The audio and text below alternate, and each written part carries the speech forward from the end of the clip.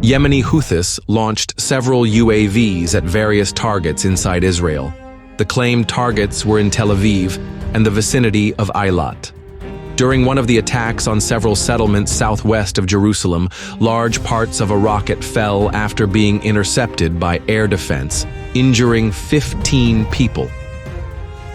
The Ansarallah reported several missile and UAV strikes on the USS Harry S. Truman aircraft carrier during the week. As usual, there is no evidence of the attack being successful. The US and British Air Forces retaliated with a series of strikes on Yemeni territory, with the Israeli Air Force also taking part in the attack. Militants of the new Syrian authorities continue to search for alleged collaborators of the former regime. A search team was ambushed in the Jableh area, and several fighters were detained by the Syrian resistance. However, this did not end well. Several local representatives, including in Kandahar, condemned the resistance's actions.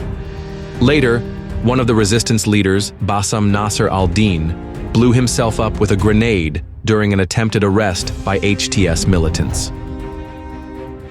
The SNA militants, with little support from Turkey so far, have not abandoned their attempts to advance in the Euphrates region. However, no serious actions have been reported so far, with the Turkish Air Force providing more or less performative support. Turkish aviation operates locally, striking SDF facilities in Ain al-Arab and at the Tishrin Dam. In one such strike, civilians who had semi-voluntarily traveled to the dam to hold rallies were injured.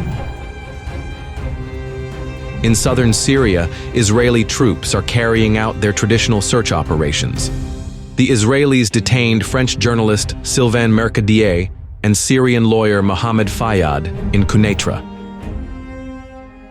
The activity of IS insurgents is increasing in the desert regions of the country. Most attacks continue to be reported in the Kurdish-controlled zone. 6 people were killed in a militant attack at the Kurdish checkpoint at Al-Qasra in Deir ez-Zor province.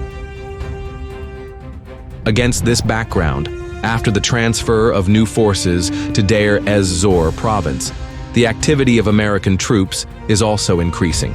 Helicopters have been flying over the provincial capital and Al-Mayadin. Patrols are taking place near the Euphrates. During the night, the Israeli Air Force launched one of the most powerful series of strikes on Lebanese territory since the ceasefire agreement was signed with Hezbollah. According to the IDF press service, the attack was prompted by the Lebanese army's inaction in stopping arms smuggling. The Turkish Defense Ministry reported the neutralization of 6 PKK-YPG militants on the territory of neighboring states. 3 members of Kurdish groups were killed in northern Syria and Iraq, respectively.